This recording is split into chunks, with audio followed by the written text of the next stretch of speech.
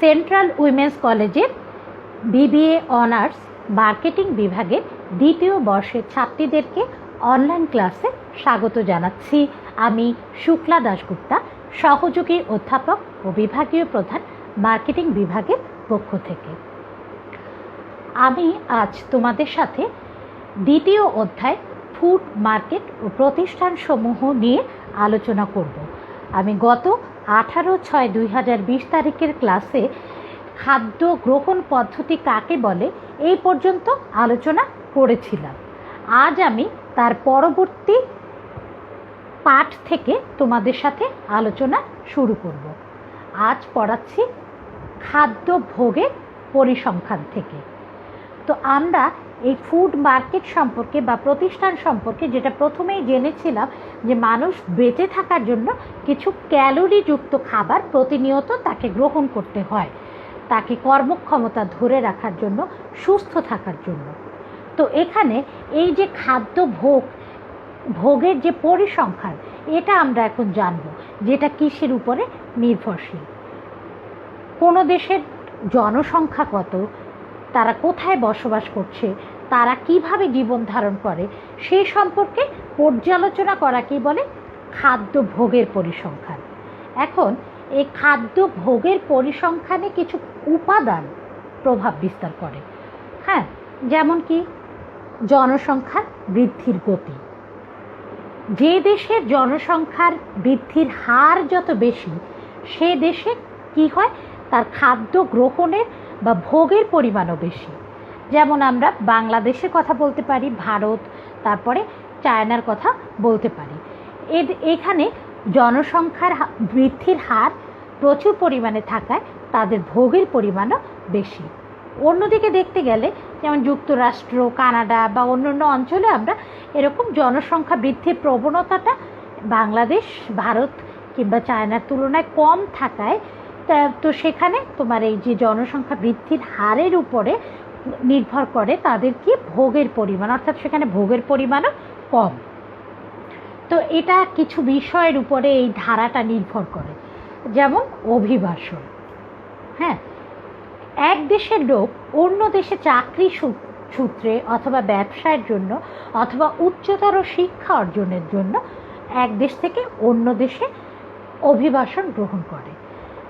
তো সে কি করে, ওখানে বসবাসকালীন সময় সেখানে তার জনসংখ্যা বৃদ্ধি পায়, যেটা ওই দেশের খাদ্যাভ্যাসের উপরে প্রভাব বিস্তার করে। তারপরে জনসংখ্যা স্থানান্তর।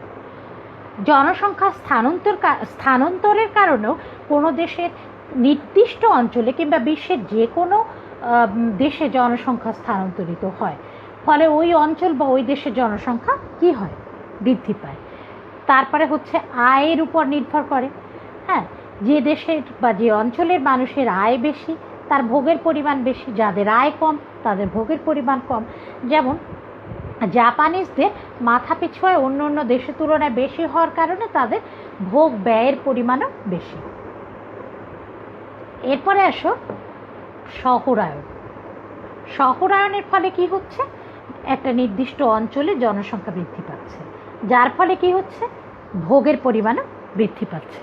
তারপরে শিক্ষা। অশিক্ষিত বা স্বল্প শিক্ষিত লোকের তুলনায় শিক্ষিত লোকদের আয় আমরা সাধারণত বুঝতে পারি যে বেশি হয়, এই জন্য ভোগের পরিমাণও বেশি হতে পারে। মানে তাদের ভোগের পরিমাণ বিভিন্ন ক্ষেত্রে ভাগ হয়ে যায়। এরপরে বয়সের কাঠামো। বয়সের কাঠামো, কেউ কেউ সমাজে কেউ শিশু, কেউ পূর্ণবয়স্ক, কেউ বা বৃদ্ধ। তো এটার উপরও তাদের ভোগের ধরনটা নির্ভর করে। ছোট বাচ্চারা অতটা খেতে পারে না, পূর্ণবয়স্ক লোক যতটুকু আহার গ্রহণ করতে পারে। এরপরে আসো 2 নাম্বার পয়েন্ট, পারিবারিক খাদ্যভোগ। এটা পারিবারিক খাদ্যভোগের উপরও নির্ভর করে যে কত পরিমাণে ভোগের পেছনে সে ব্যয় করবে। যেমন এখানে বলেছে যে পরিবারের আকার কতটুকু। আকার যদি বড় হয় তাহলে ভোগের পরিমাণ বেশি হবে, সদস্যদের উপরে নির্ভর করবে। তারপর কর্মজীবী মহিলার সংখ্যা যদি বেশি হয় একটা পরিবারে, তাহলে তার ভোগের পরিমাণও বৃদ্ধি পাবে, বিভিন্ন সাইডে তার ভোগটা ভাগ হয়ে যাবে। তো যেমন আমরা কর্মজীবী মহিলারা থাকার ফলে অল্প সময়ে কিভাবে মানে বেশি কাজ করা যায়, বেশি পরিমাণে ভোগ, যেমন ধরো নুডলসের কথা আমরা বলতে পারি। হ্যাঁ, আবার গৃহে ব্যবহৃত সামগ্রীর ক্ষেত্রেও পরিবর্তন আসে, এক্ষেত্রে ফ্রিজ, ওভেন, ব্লেন্ডার, হ্যাঁ, তারপরে ওয়াশিং মেশিন ইত্যাদি ইত্যাদি। তারপর ভোক্তাদের জীবন ধাঁচটা কেমন তার উপরও ভোগটা নির্ভর করে। যেমন ধরো ভোক্তারা বাড়িতে কেউ খাদ্য গ্রহণ করে, কেউ কেউ আবার অনেক ভোক্তা আছে যে হয়তো মেসে থাকে, তারা হয়তো বুয়াদের হাতে রান্না খায় বা বাইরে থেকে হয়তো খাবার কিনে আনার অভ্যাস তাদের। হ্যাঁ, এরপরে 3 নাম্বার পয়েন্ট হচ্ছে আয় এবং খাদ্যভোগ।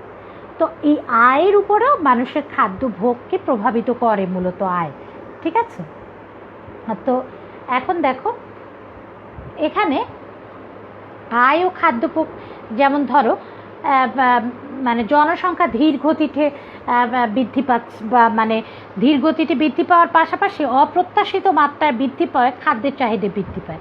তারপর ভোক্তাদের খাদ্য ক্রয়ের জন্য প্রয়োজনীয় অর্থ এবং উক্ত অর্থ ব্যয় করার কর্তৃত্ব থাকলে খাদ্যের চাহিদা বৃদ্ধি পায়। কিন্তু কৃপণ লোক, তার খাবার ইচ্ছা থাকতে পারে কিন্তু সে কিন্তু খাদ্য মানে গ্রহণের জন্য ব্যয় করার পর্যাপ্ত ইচ্ছে তার নেই। আর খাদ্যের যোগান বৃদ্ধি পাওয়ার খাদ্য মূল্য হ্রাস পেলে খাদ্যের চাহিদা ও ভোগ বৃদ্ধি পায়। আর ভোক্তাদের আয়ে পার্থক্যের কারণে মানুষের খাদ্য ভোগেও পার্থক্য দেখা যায়।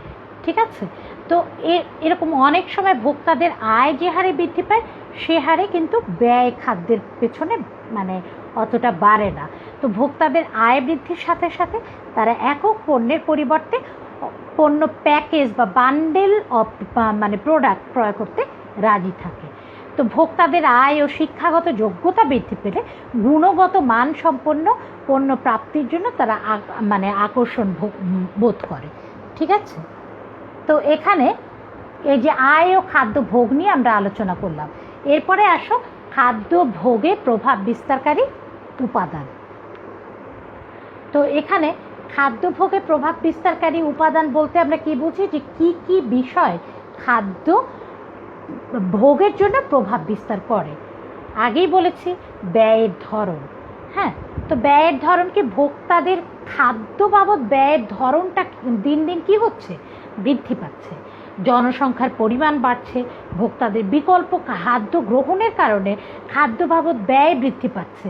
শুধু আম খাচ্ছে না, আমের সাথে কি খাচ্ছে, আম দিয়ে তৈরি হচ্ছে কি বিভিন্ন রকমের খাবার, যেমন কি জ্যাম, আচার, জেলি ইত্যাদি, আমের জুস।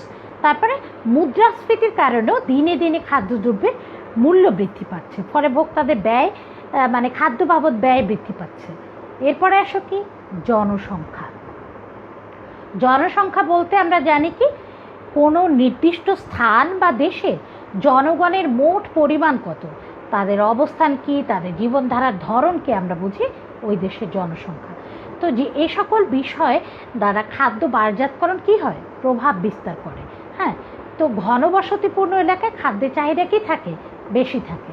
আর যেখানে ঘনবসতি কম সেখানে খাদ্যের চাহিদাও অনেকাংশে কম থাকে। তো আসো পরের পয়েন্ট হচ্ছে কি, মানুষের আয়ের উপরে কিন্তু এই যে মানে প্রভাব বিস্তার করে, তার খাদ্যে কি পরিমাণে ব্যয় করবে। যে সকল এলাকা বা দেশের ভোক্তাদের আয় বেশি তারা অধিক দামি বা উন্নত মানের মানসম্পন্ন বা স্বাস্থ্যসম্পন্ন খাবার গ্রহণ করে। কিন্তু যে দেশের মাথাপিছু আয় কম তারা কম দামি এবং কি করে, জীবন ধারণের জন্য যেগুলো অপরিহার্য দ্রব্য সেগুলো গ্রহণ করে। তারপরে নিয়ন্ত্রিত স্বাস্থ্যসম্মত খাদ্য তারা গ্রহণ করে যেখানে মানুষের আয় বেশি, আর যাদের আয় কম তারা সেটা গ্রহণ করতে পারে না, সুষম খাদ্য তারা গ্রহণ করতে পারে না। আর ব্যক্তিগত পার্থক্য, বিভিন্ন ব্যক্তির মধ্যে চাহিদার এবং প্রত্যাশার মধ্যেও ব্যাপক পার্থক্য থাকে। হ্যাঁ, কেউ বেশি খেতে পছন্দ করে, বিভিন্ন রকমের খাবার খেতে পছন্দ করে, কেউ আবার অল্প খেয়েই সন্তুষ্ট থাকে। হ্যাঁ, তো এখানে গ্রাম অঞ্চলের লোকদের তুলনায় শহর অঞ্চলের লোকদের খাদ্য খাতে ব্যয়টা বেশি হয়। কারণ কি, কারণ তারা বিভিন্ন খাতে এখানে ব্যয় করে, খাদ্যে ভ্যারাইটিস খাবার তারা গ্রহণ করে। তারপরে কি, আঞ্চলিক পার্থক্য। হ্যাঁ, তো বিভিন্ন অঞ্চলের ভোক্তাদের মানে তাদের খাবারের অভ্যাস বিভিন্ন রকমের হয়। তো শহরের লোক কী করে, সকালের নাস্তা ক্ষেত্রে রুটি, পরোটা, ডিম, মাংস, সবজি ইত্যাদি। আর গ্রামের লোকেরা সাধারণত ভাত কিংবা রুটি, সবজি, ডাল ইত্যাদি খেতে পছন্দ করে। ধর্মীয় পার্থক্য, যদিও খাদ্য ভোগে তেমন একটা পার্থক্য এমনিতে ধর্মভেদে দেখা যায় না, মাছ, মাংস, দুধ, ডিম, শাকসবজি সবাই খেতে পছন্দ করে, কিন্তু অনেক ক্ষেত্রে কোনো কোনো পশুর মাংসের ক্ষেত্রে দেখা যায় ধর্মীয় পার্থক্য লক্ষ্য করা যায়। তারপর বর্ণ বা জাতীয়তাবাদের পার্থক্য এই খাদ্যাভ্যাসে প্রভাব ফেলে। হ্যাঁ, যেমন বাংলাদেশিরা কী খেতে পছন্দ করে, ভাত, মাছ, ডাল ইত্যাদি। আবার আমেরিকানরা কী খায়, ফ্রেঞ্চ ফ্রাই বা যে কোনো ফাস্টফুড জাতীয় খাদ্য। তারপরে যে কোনো বিশেষ দিবসে আমাদের মধ্যে দেখা যায় কি যে খাদ্যাভ্যাসে পরিবর্তন দেখা যায়, যেমন ঈদ, পূজা, বড়দিন, বৌদ্ধ পূর্ণিমা, পয়লা বৈশাখ, আন্তর্জাতিক মাতৃভাষা, বিভিন্ন সময় বিভিন্ন পার্বণে আমাদের একটা উৎসবে আমরা দেখতে পাই যে বিভিন্ন রকমের আয়োজন করে থাকে বাঙালিরা। তারপর সময়ের পরিবর্তনের ফলেও কিন্তু খাদ্যাভ্যাসে পরিবর্তন দেখা যায়। কারণ আগে, আজ থেকে ধরো 40-50 বছর আগে মানে গমের এত চাহিদা ছিল না। এখন দেখা যায় মানুষ কিন্তু এই যে রুটি খেতে পছন্দ করছে, ডাক্তার রুটি খেতে বলছে, কারণ ভাত ফ্যাট বৃদ্ধি করে, সে কার্বোহাইড্রেট তাতে বেশি থাকায় কার্বোহাইড্রেটের পরিমাণ, সেখানে ভাত অনেকেই অ্যাভয়েড করে, অন্তত দিনে 2 বার রুটি খায়, 1 বার হয়তো ভাত খাচ্ছে, কেউ 3 বেলাও রুটি খাচ্ছে তার স্বাস্থ্যকে ফিট রাখার জন্য। তো এরপরে দেখো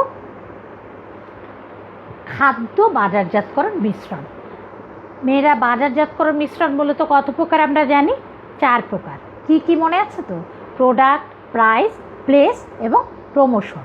তো এখানে এই যে খাদ্যাভ্যাসে এই পণ্য বাজারজাতকরণ মিশ্রণে কি পরিমাণে প্রভাব বিস্তার করে সেটা আমরা একটু দেখব। প্রথমত দেখো, এই যে খাদ্য প্রক্রিয়াজাতকারী বা উৎপাদনকারীরা ভোক্তাদের কি চায়, সর্বোচ্চ পরিমাণে সন্তুষ্টি বিধানের লক্ষ্যে কিন্তু বাজারজাতকরণ মিশ্রণ ব্যবহার করে থাকে। 1 নম্বরে কি? পণ্য কৌশল। তো কৃষি পণ্যের গুণগত মান উন্নয়নের জন্য প্রতিনিয়ত কি হচ্ছে, গবেষণা উন্নয়ন কার্যক্রম চলছে। হ্যাঁ, যে জন্য কি হচ্ছে, এই যে খাদ্য বাজারজাতকারীরা অপৃথকীকৃত নিম্ন মুনাফা সম্পন্ন পণ্যকে পৃথকীকৃত ব্র্যান্ডযুক্ত উচ্চ ভ্যালু সংযুক্ত মুনাফা খাদ্যে রূপান্তর করে খাদ্য বাজারজাতকরণ করছে। ঠিক আছে, বিভিন্ন ভাগে তারা খাদ্যকে ভাগ করছে। হ্যাঁ, তো এটার মধ্যে পড়ে কি? ব্র্যান্ডিং। মানুষ কিন্তু কোন ব্র্যান্ডের খাবার, তুমি একটা জন্মদিনের কেক কিনবে, সেখানে তুমি দেখবে যে কোন ব্র্যান্ডের এই কেকটা, তার উপরে কিন্তু ডিপেন্ড করবে তোমার জন্মদিনের উৎসবের আমেজটাও।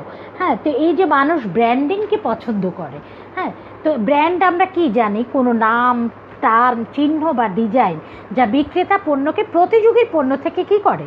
পৃথক করে তোলে, পৃথকভাবে তার কাছে উপস্থাপন করে। যেমন সুইসের কেক, কিংবা মানে এই যে আলাদা আলাদা বিষয়, কিংবা আড়ংয়ের কোনো সামগ্রী, এটা আমরা শুনলেই বুঝতে পারি যে এটা কিন্তু একটা আলাদা ব্র্যান্ড। তা ম্যাকডোনাল্ডসের খাবার ইত্যাদি। আচ্ছা, তারপরে কি আসো? মূল্য, প্যাকেজিং। প্যাকেজিংটা দেখলে আমরা বুঝতে পারি যে প্যাকেজিংয়ের উপরেও কিন্তু এটা, যেমন এটা কি নকশায়ন, উন্নয়ন, ওই প্যাকেট দ্বারা মানুষ বুঝে কি এই কোম্পানির পণ্য কিন্তু মান সংরক্ষণে বেশি পরিমাণে এবং গুণগত মান অক্ষুণ্ণ রাখায় বেশি পরিমাণে গুরুত্ব দিয়ে থাকে। তো বর্তমানে আমরা কি দেখি? চাল, ডাল, সমস্ত কিছু, তেল, এগুলো সব কিছুই কিন্তু লবণ হতে শুরু করে সব প্যাকেজিং সিস্টেমে প্যাকেটজাত করে বাজারজাতকরণ করা হচ্ছে, এবং সেভাবেই কিন্তু মানে আমরা ক্রয় অভ্যস্ত হয়ে যাচ্ছি। বিশেষ করে শহরে এটা বেশি পরিমাণে হচ্ছে। তারপরে আসো 2 নম্বরে কি? প্রোডাক্ট গেল, এবারে প্রাইস বা মূল্য কৌশল। তো মূল্য কৌশলে কি? মূল্যের উপরে তো আমরা জানি যে একটা বিশালভাবে প্রভাব বিস্তার করে। প্রথমে বিলাসী কৌশল। এটি হলো কি? মানে উচ্চ মানসম্পন্ন পণ্যের মানে মূল্য কি হবে? সাধারণত মেয়েরা বেশি হবে, এটা আমরা সবসময় জানি। তো আর একটা কি? ভ্যালু মূল্য নির্ধারণ কৌশল। এটা এমন এক ধরনের মূল্য নির্ধারণ কৌশল যেখানে খাদ্যদ্রব্যের নিম্ন মূল্য ধার্য করা হয় আর খাদ্য সামগ্রী মানসম্পন্ন বলে প্রচার করা হয়। আর একটা কি? মনস্তাত্ত্বিক মূল্য নির্ধারণ। তুমি দেখে শুনে বুঝবে যে এই খাবারটার বাজারে কত দাম হতে পারে, অর্থাৎ খাবারটা দেখলেই তুমি কি পরিমাণে প্রাইসটা নির্ধারণ করবে, সেভাবেও কিন্তু মূল্য নির্ধারণ করা হয়ে থাকে। তারপরে বন্টন কৌশল। বন্টন মানে কি? ডিস্ট্রিবিউশন। তো খাদ্য বাজারজাতকরণের ক্ষেত্রে বন্টন প্রণালী কিন্তু একটা বিশাল প্রভাব বিস্তার করে থাকে। কারণ এই যে খাদ্য বিপণির মাধ্যমে খাদ্য বিক্রয়, নন ফুড বিপণির মাধ্যমে খাদ্য বিক্রয়, ফুড সার্ভিস মার্কেটের মাধ্যমে খাদ্য বিক্রয়, ভেন্ডিং মেশিন, ডাক, catalogue, home delivery, door to door ইত্যাদি পদ্ধতির মাধ্যমে কিন্তু এই যে খাদ্যপণ্য বিক্রয় হচ্ছে। আমরা এখন বিভিন্নভাবে যত দিন যাচ্ছে তত কিন্তু এটা আধুনিকায়ন হচ্ছে। হ্যাঁ, তো যাই হোক, 4 নম্বর পয়েন্ট কী আছে? প্রসার কৌশল, অর্থাৎ প্রমোশন। তো এই প্রমোশনের উপরে নির্ভর করে যে যত প্রমোশন হবে তার মানে খাদ্যদ্রব্যটা মানুষ কতটুকু পরিমাণ মানুষের দৌড়ে দৌড়ে পৌঁছেছে, হ্যাঁ, তারা কতজন জানতে পারছে। অর্থাৎ এখানে কত ভাগে ভাগ করতে পারি মনে আছে তো? বিজ্ঞাপন, ব্যক্তিক বিক্রয়, বিক্রয় প্রসার, হ্যাঁ, তারপরে কি জনসংযোগ বা প্রচার ইত্যাদি। তো এখন আমরা কিন্তু অনেক ক্ষেত্রেই খাদ্যদ্রব্য আমরা লকডাউনে বসে অনলাইনের মাধ্যমে পাচ্ছি, হ্যাঁ, যার ফলে কিন্তু এখানে অনেক অনেক জায়গায় কিন্তু আমরা লকডাউন থাকলে পুলিশেরা সেখানে খাদ্যদ্রব্য পৌঁছে দিচ্ছে, স্বেচ্ছাসেবীরা পৌঁছে দিচ্ছে। সুতরাং এই জিনিসটা কিন্তু এখন চালু হয়ে গেছে। এছাড়া কি? এছাড়া যেমন ধরো কোনো মানে বিজ্ঞাপন দেওয়া, কুপন, বিনামূল্যে নমুনা বিতরণ, মূল্য হ্রাস ইত্যাদির মাধ্যমও কিন্তু অবলম্বন করছে। তো পরের আলোচনায় যাই, খাদ্য প্রক্রিয়াজাতকরণ। তো এটা বলতে কি বোঝায়? কাঁচামাল বা অপ্রক্রিয়াজাত খাদ্যের উপাদানগুলোকে প্রক্রিয়াজাতকরণের মাধ্যমে ভোগের উপযোগী করে তোলাকে বলে কি? খাদ্যের প্রক্রিয়াজাতকরণ। এটার জন্য কি করতে হবে? বাজারজাতকারীকে মানে খাদ্যে রূপান্তর করার প্রক্রিয়াটাই হচ্ছে প্রক্রিয়াজাতকরণ। অর্থাৎ কি বলতে পারি আমরা? আম থেকে এখানে জ্যাম, জেলি হতে পারে, ঠিক আছে, গম থেকে আটা বা ময়দা হতে পারে, হ্যাঁ। তো এই যে বিষয়গুলো, এটা হচ্ছে কি? খাদ্য প্রক্রিয়াজাতকরণ। একটা খাবারকে কত ভাবে আমরা খেতে পারি। তো খাদ্য প্রক্রিয়াজাতকরণের 3টা বৈশিষ্ট্য আছে। একটা হচ্ছে কি? হ্যাঁ, তো এখানে হচ্ছে ভোগের উপযোগী হতে হবে অবশ্যই। এমন তুমি প্রক্রিয়াজাতকরণ করলে হবে না যেখানে মানুষ খেতেই পারলো না। টেস্টি হতে হবে। তারপর নতুন নতুন পণ্য তৈরিতে উৎসাহিত করতে হবে আর ভ্যালু সংযোজন করতে হবে। একটা খাবারের মধ্যে তুমি কি কি জিনিস দিতে পারছো এই বিষয়গুলো এখানে দেখতে হবে। তারপরে আসো এটার সুবিধা এবং অসুবিধা। তো খাদ্য প্রক্রিয়াজাতকরণের সুবিধাগুলো কি কি?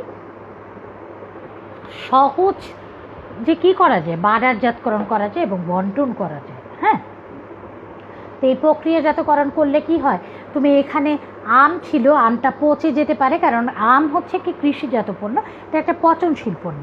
কিন্তু যখনই তুমি এটাকে কাচের বয়ামে তুমি আচার বানালে, তখন কিন্তু এটা কি হলো? দেখতেও সুন্দর হলো এবং সহজে তুমি সেটাকে বাজারজাতকরণ করতে পারলে, বন্টন প্রণালী ব্যবহার করলে সারা বাংলাদেশ ব্যাপী এটাকে তুমি কি করলে? বাজারজাতকরণ করলে।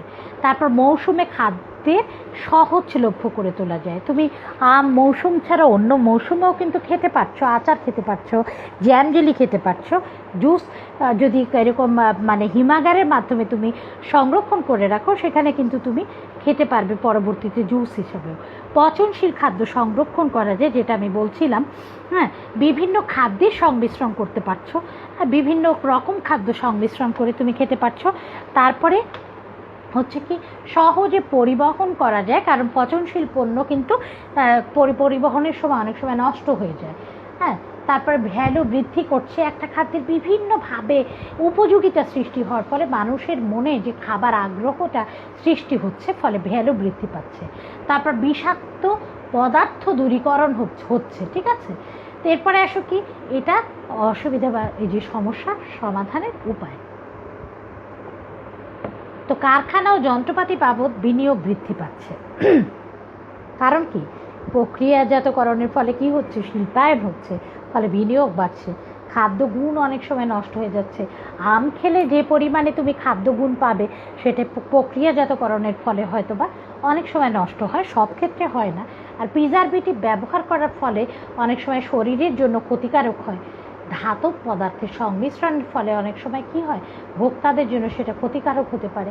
খাদ্য প্রক্রিয়াজাতকরণের ব্যয়ও অত্যাধিক, সংরক্ষণ করতে ব্যয় বৃদ্ধি পায়, শ্রম বাবদ এখানে ব্যয় বৃদ্ধি পায়, প্যাটেন্ট ও প্রযুক্তি বাবদ ব্যয় বৃদ্ধি পায়, প্রতিযোগিতার অভাবে অনেক সময় কিন্তু মানে এটা প্রতিযোগিতা হ্রাস পায় এবং ভোক্তাদের অধিক মূল্যে খাদ্যপণ্য মানে ভোগ করতে পারে। তবুও আমরা বলবো যে খাদ্য প্রক্রিয়াজাতকরণ ছাড়া বর্তমান আধুনিক বাজারজাতকরণ পদ্ধতি একেবারেই সম্ভব নয়।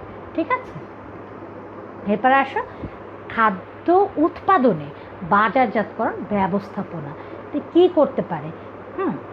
তো এখানে আমরা কিন্তু আগেই আলোচনা করেছি পণ্য কৌশল, মূল্য কৌশল, বন্টন কৌশল এবং প্রসার কৌশল। তো পণ্য কৌশলে এখানে আমরা বলেছিলাম ব্র্যান্ডিং সম্পর্কে, প্যাকেজিং আর নতুনত্ব উদ্ভাবন। হ্যাঁ, নতুন নতুন পণ্য উদ্ভাবনের মাধ্যমে আমাদের এই যে নিত্য নতুনভাবে কার্যদক্ষতা বৃদ্ধি পাচ্ছে। ঠিক আছে, নতুন পণ্য সেবা অধিক পরিমাণে ক্রেতা ভ্যালু সৃষ্টি করছে। ব্যবসায় সংগঠন যেমন সমবায় খাদ্য প্রক্রিয়াজাতকরণ, যৌথ উদ্যোগ, নতুন নতুন বন্টন প্রণালীর মাধ্যমে খাদ্য প্রক্রিয়াজাতকরণ সহজ হচ্ছে। ঠিক আছে, তারপর মূল্য কৌশলে বলছি আমরা যে উচ্চ মানের মানে যে পণ্যটা তার মূল্য বেশি হবে, ভ্যালু ভিত্তিক মূল্যের কথা বলেছি, মনস্তাত্ত্বিক মূল্যের কথা বলেছি, আর বাট্টা মূল্য। হ্যাঁ, যেটা কি ভোক্তাদেরকে আকৃষ্ট করার জন্য অনেক সময় মূল্য হ্রাস করা হয় বা মূল্য ছাড় দেওয়া হয়। তারপরে বন্টন কৌশল বলেছি আমরা যে এই যে সারা জায়গায় ছড়িয়ে দেওয়া এবং বিভিন্নভাবে হ্যাঁ কীভাবে যে এই যে খাদ্য সামগ্রী কত সহজলভ্য করে, যেমন মানে ভেন্ডিং মেশিনের সাহায্যে, ডাক যোগে, ক্যাটালগের মাধ্যমে, হ্যাঁ অনলাইন পদ্ধতিতে কীভাবে পৌঁছে দেওয়া যায়। হ্যাঁ, তো এই জিনিসগুলো আমরা দেখতে পেলাম। আর প্রসারমূলক কার্যক্রম এখানে 4 নম্বর পয়েন্ট, অর্থাৎ এটাও আমরা পড়েছি যে এই বিজ্ঞাপন, ব্যক্তিক বিক্রয় প্রসার, হ্যাঁ বা জনসংযোগ বা প্রচার এবং প্রত্যক্ষ বাজারজাতকরণের মাধ্যমে কি করে আজকে মানুষের দ্বারে দ্বারে পৌঁছে যাচ্ছে এই খাদ্যদ্রব্য। ঠিক আছে, তো এখন আসুন খাদ্যের পাইকারি ব্যবসায় কাকে বলে। তো আমরা মূলত মেয়েরা কি জানি, পাইকারি ব্যবসায় কি, যারা উৎপাদনকারীর কাছ থেকে পণ্যদ্রব্য ক্রয় করে খুচরা কারবারির কাছে বিক্রি করে। ঠিক এখানেও একই রকমেরই, কিন্তু কোনো ব্যক্তি বা প্রতিষ্ঠান কর্তৃক উৎপাদনকারী বা বিভিন্ন উৎস থেকে অধিক পরিমাণে পণ্য ক্রয় করে কার কাছে বিক্রি করবে? খুচরা ব্যবসায়ীর কাছে বা শিল্প ব্যবহারকারীর কাছে। কেন বিক্রি করবে? পুনঃবিক্রয়ের উদ্দেশ্যে বিক্রি করবে। এই যে কাজের সাথে জড়িত যারা, তাদেরকে আমরা কি বলবো? পাইকারি ব্যবসায়ী বলবো। ঠিক আছে, আর এই কার্যাবলীকে আমরা কি বলবো? পাইকারি ব্যবসায়। তো তাদের কিছু বৈশিষ্ট্য আছে। খুচরা ব্যবসায়ীদের নিকট পণ্য বিক্রি করে পাইকার। উৎপাদনকারী ও খুচরা ব্যবসায়ীদের মধ্যে কি করে? একটা যোগাযোগ স্থাপন করে। প্রচুর পরিমাণে পাইকারদের কি প্রয়োজন? মূলধনের প্রয়োজন। পুনঃবিক্রেতা বা ব্যবসায় ব্যবহারকারীদের নিকট পণ্য বিক্রি করে থাকে তারা। হ্যাঁ, তারপরে দেখো খাদ্যের পাইকারি ব্যবসায়ের শ্রেণী বিভাগ। তো এখানে খাদ্যের পাইকারি ব্যবসায়ের শ্রেণী বিভাগে কয়েক ভাগে ভাগ করা যায়। যেমন ক নাম্বারে বলেছি বণিক বা মার্চেন্ট পাইকার। এরা কি করে? বণিক বা মার্চেন্ট পাইকার মানে মুদি সামগ্রী ক্রয় বিক্রয়ের ও সংরক্ষণ করে এবং অসংখ্য অন্যান্য বাজারজাতকরণ কার্যাবলী সম্পাদন করে এরা। ঠিক আছে, তো যত পাইকারি ব্যবসায়ী দেখতে পাই বাজারে, তার ম্যাক্সিমাম অর্থাৎ বলতে পারো 75% হচ্ছে বণিক পাইকার। এখন এদেরকে আবার ভাগ করতে পারি। 1 নম্বরে পূর্ণ সেবাদানকারী পাইকার, যার মানে কথাই আমরা কি বুঝতে পারছি? যারা পূর্ণ সেবাদান করে থাকে। হ্যাঁ, যেমন কি কি সেবা দেবে? মজুত নিয়ন্ত্রণ করবে, মূল্য নির্ধারণ করবে, আর্থিক ব্যবস্থাপনা বিশ্লেষণ করবে, মার্চেন্ডাইজিং করবে, বিজ্ঞাপন দিবে, ধারে বিক্রয়ে অর্থ সংস্থান করবে, বিপণী স্থান নির্বাচন করবে ইত্যাদি। এবং প্রতিযোগিতামূলক পরিবেশে টিকে থাকার জন্য ক্ষুদ্র মুদি দোকানদারের জন্য এই ধরনের সেবা কিন্তু খুবই গুরুত্বপূর্ণ। ঠিক আছে, তো এখানে আবার কি ভাগ হয়েছে? জেনারেল লাইন পাইকার। তো যারা কি করে? যে সকল পাইকার বিভিন্ন ধরনের ফুড ও নন ফুড পণ্য সামগ্রী বিক্রয় করে। হ্যাঁ, তো এখানে স্বাধীন খাদ্য সামগ্রী বিক্রয়কারী পাইকার, এটার আবার ভাগ আছে।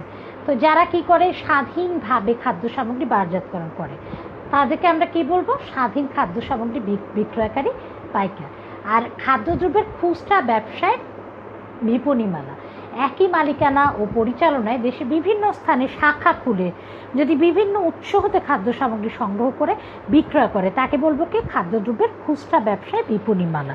ঠিক আছে, এরপর আসো বিশিষ্ট পণ্য সারি খাদ্যের খুচরা ব্যবসায়। এরা কি করে? পাইকারি হাউস, এই ধরনের এমন একটা পাইকারি হাউস যেখানে মার্চেন্ট পাইকার যারা সীমিত সারি পণ্য ব্যবসা করে, অর্থাৎ সীমিত আকারে কিন্তু এখানে খাদ্যের ব্যবসায় তারা করে থাকে। যেমন ডেইরি বা মাংস জাতীয় পণ্য বিক্রি করে, এখানে পুরোপুরি তুমি কিন্তু পাবে না। তারপরে আসো তিন নম্বরে কি খাদ্য সেবা বন্টনকারী পাইকার। যেসব খাদ্যদ্রব্যের পাইকাররা খাদ্য বিপণীতে পণ্য বিক্রয় না করে কি করে, রেস্টুরেন্টে, ফাস্টফুডে, আউটলেটে, এয়ারলাইন্সে খাদ্য সেবা প্রতিষ্ঠান মানে এরা বিক্রি করে থাকে, তাদেরকে কি বলে? এই যে খাদ্য সেবা বন্টনকারী প্রতিষ্ঠান বলে।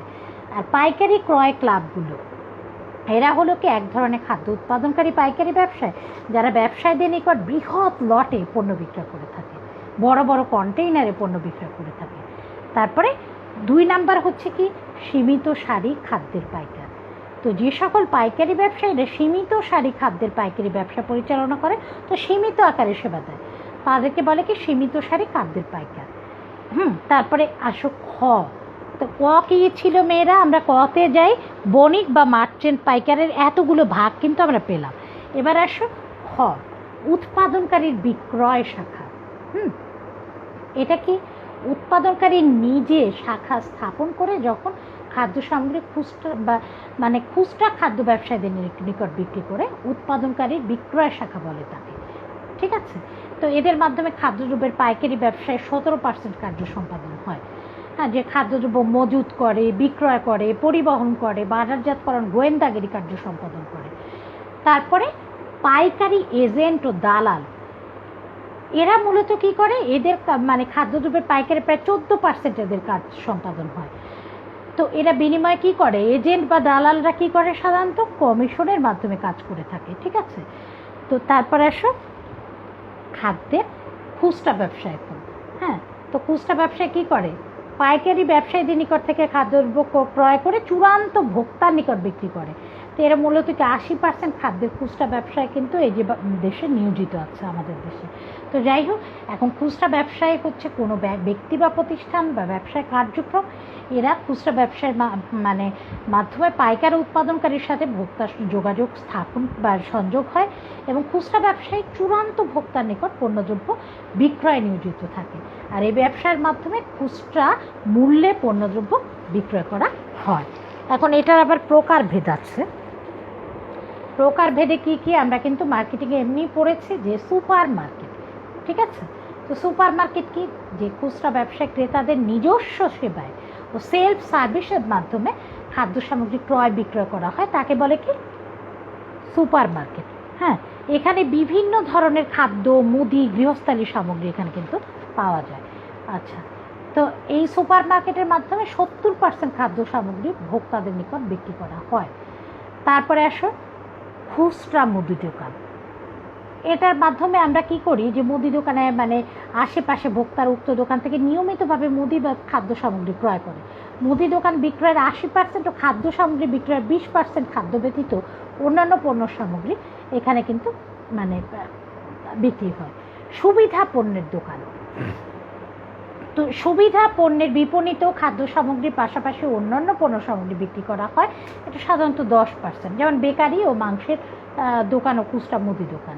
তারপর বিশেষায়িত খাদ্যের দোকান, এটার মাধ্যমেও যেমন KFCর কথা আমরা বলতে পারি, স্টার কাবাব, পিৎজা হাট ইত্যাদি ইত্যাদি। তো পরের আলোচনা আমরা যাই বাংলাদেশে কৃষি বাজারজাতকরণে জড়িত বিভিন্ন মধ্যস্থ কারবারি মানে কারা কারা হতে পারে। এদের মধ্যে আছে কি ব্যাপারী। ব্যাপারীরা কি করে? এরা কৃষিপণ্যে প্রাথমিক গ্রাম্য একত্রীকরণ করে। কৃষিপণ্য গ্রামে গিয়ে তারা কি করে? কৃষকদের কাছ থেকে কি করে? পণ্য সামগ্রী ক্রয় করে বিভিন্ন কৃষকের কাছ থেকে ক্রয় করে থাকে এবং পরে তারা একত্রীকরণ করে। হ্যাঁ, তো এরপর আসো ফড়িয়া। এরা করে কি? যারা গ্রামের বাড়ি হাটে বা ঘুরে ঘুরে পণ্য সামগ্রী ক্রয় করে তাদেরকে কি বলে? ফড়িয়া বলে। এরপর পাইকার। পাইকাররা কী করলো? ওই সকল বণিক মধ্যস্থ ব্যবসায়ী যারা অন্যান্য ব্যবসায়ীদের নিকট সংগৃহীত কৃষিপণ্য বিক্রি করে থাকে। এরা কিন্তু ভোক্তাদের নিকট পণ্য বিক্রয় করে না। কারা করে? খুচরা ব্যবসায়ীরা করে। কমিশন এজেন্ট বা আড়তদার, এদের কাজটা কি? এরা মূলত কমিশনের মাধ্যমে কিন্তু এই যে গ্রামের বড় বড় হাট বা শহরগুলোতে পাইকারি বাজারে অবস্থান করে এবং কমিশনের মাধ্যমে তারা পণ্য বিক্রয়ের ব্যবস্থা করে দেয়। এরপরে দালালও কিন্তু এক ধরনের কমিশনের মাধ্যমে ক্রয় বিক্রয় কার্যক্রম সম্পাদন করে এবং ক্রেতা বিক্রেতাদের মধ্যে একটা যোগ সাযোগ স্থাপন করে।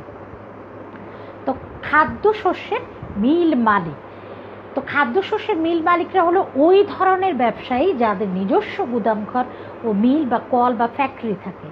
তারা দেশের বিভিন্ন স্থান থেকে নিজস্ব এজেন্টের মাধ্যমে খাদ্যশস্য কী করে? সংগ্রহ করে। যেমন গম চালের মিল মালিকগণ, তেলের মিল মালিকগণ। আর প্রক্রিয়াজাতকারী বা উৎপাদনকারী, এদের কাজ হলো কি? যারা ওই সকল মধ্যস্থ ব্যবসায়ী যারা কৃষিজাত পণ্য প্রক্রিয়াজাতকরণ করে পাইকারি ভিত্তিতে খুচরা ব্যবসায়ীদের নিকট বিক্রি করে। ঠিক আছে, আমি বলেছিলাম জ্যাম জেলি ইত্যাদি, বা মাংস প্রক্রিয়াজাতকারীগণ, ফলমূল প্রক্রিয়াজাতকারীগণ ইত্যাদি। তো হিমাগারের মালিক, তো সাধারণত কৃষি পণ্য কী করতে হয়? হিমাগারে সংরক্ষণ করতে হয়, যেমন শাকসবজি, ফলমূল, আলু, রসুন, পেঁয়াজ, আদা ইত্যাদি। তারপর কন্ট্রাক্ট বায়ার, এরা কি করে?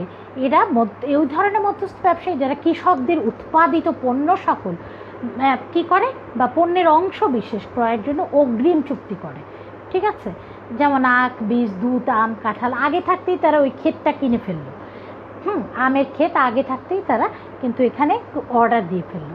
পাইকার ও খুচরা বিক্রেতা, এরা কারা? তো আমরা জানি যে পাইকার হলো ওই ধরনের মধ্যস্থ কারবারি যারা উৎপাদনকারীর কাছ থেকে, যারা কৃষি দ্রব্য উৎপাদন করে তাদের কাছ থেকে ক্রয় করে, এবং খুচরা বিক্রেতা কারা? যারা পাইকারের কাছ থেকে পণ্য সামগ্রী বা খাদ্য সামগ্রী ক্রয় করে।